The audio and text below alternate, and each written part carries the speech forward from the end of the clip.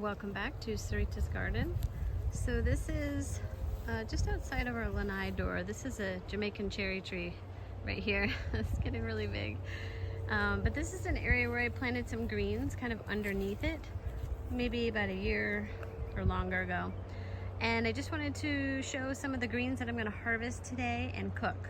I have been neglectful to practice cooking a lot of the greens that we are growing, I should say, and I'm not using them, and that's just silly. I need to get into the habit of it. It's new for me to be cooking different greens. I'm still not quite experienced in cooking them and figuring out how I like them, and so let's just go over some of the things that I've picked and where they are. Okay, so this is down here longevity spinach. You can see those. So I just trimmed off some of the tip ends of right from here. I just trimmed it, and I'll show you. It's over in my harvest area. I've just trimmed off the tips because I think those might be the least tough, maybe. Longevity spinach can be a little bit tough and a little bit slimy. What I'm trying to do is I'm going to cook 4 different kinds of greens together. Chop them, boil them, chop them small, and see if I like that. This is CHAYA. CHAYA needs to be boiled for a significant amount of time, probably like 30 minutes, I think, to boil off the cyanide. But this is also called tree spinach. A lot of people around the world eat this. It's a very high source of nutrition, but it does have cyanide, similar to cassava, so you do have to be mindful of boiling that. And I believe the cyanide releases through the air. So what I did was I cut some stems of the CHAYA off. I'll show you that in a minute. And then underneath here, this is something called sisso spinach or Brazilian spinach. Harvested some of that as well. It seems to be pretty happy in here.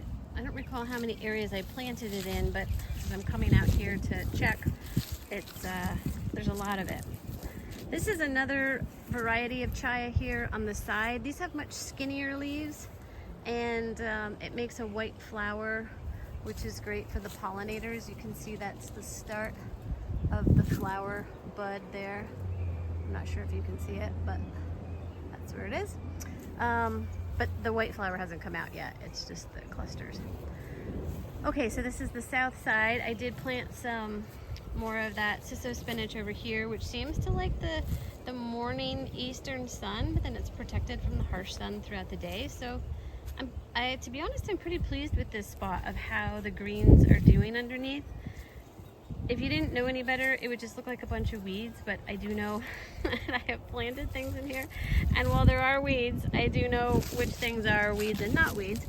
So here's a little bit more of that longevity spinach again, right there. This is actually mushroom herb right here, and that did not really make it very well. It looks like that's maybe one of the only pieces left. So it probably needs a little more care that I've given it. Let's come back and I'll show you here the harvest area. And okay, so these are the sticks, as you can see, of the CHAYA. And what I'll do is I'll just cut those leaves off the sticks. Then this is the longevity spinach that I cut the tips off of. And so I won't use the thick stems, I'll just use the soft leaves.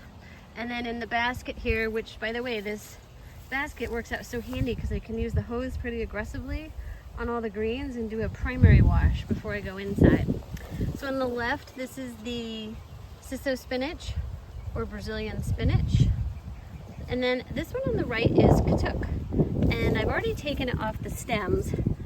Well, the long stem. It's on little stems now, and these are super easy to pull off. Let me show you the katuk plant. It has totally taken off. Not this purple stuff, that's a different plant, but okay, there we go. It's this whole thing right here. That is the katuk, and there's some cute little berries that just this morning I saw some cardinals, a male and a female, coming in and having some breakfast. I don't know if you can see that berry up there. There's a white berry, and it's windy, so it's hard to zoom in on it, but there it is. And so anyway, this is the katuk. I like the katuk, actually. Katuk can be eaten fresh, so maybe what I'll do is I'll cook it, but I'll cook it not at the same time with the CHAYA and the sisso spinach. I'll cook those first, and then I'll put the katuk in maybe like for the second half of the time. So the katuk does really well. It seems to be very happy in this spot. Very nutritious. I'll put some links about the nutritional information if y'all are interested. And yeah, so those are the greens I'm gonna cook up. Katuk, sisso spinach, longevity spinach, and some CHAYA. So again, practicing to see how long does it take to like wash it, chop it, boil it, blah blah blah. But my goal is to have like a mixed green combo. It's cooked and I can leave it in the fridge and I can pull that out and use it with any dish that I'm making during the week. So thanks for watching Sarita's Garden. Wish me luck. We'll see how it comes out. I'll keep you posted. Thanks for watching. See you next time.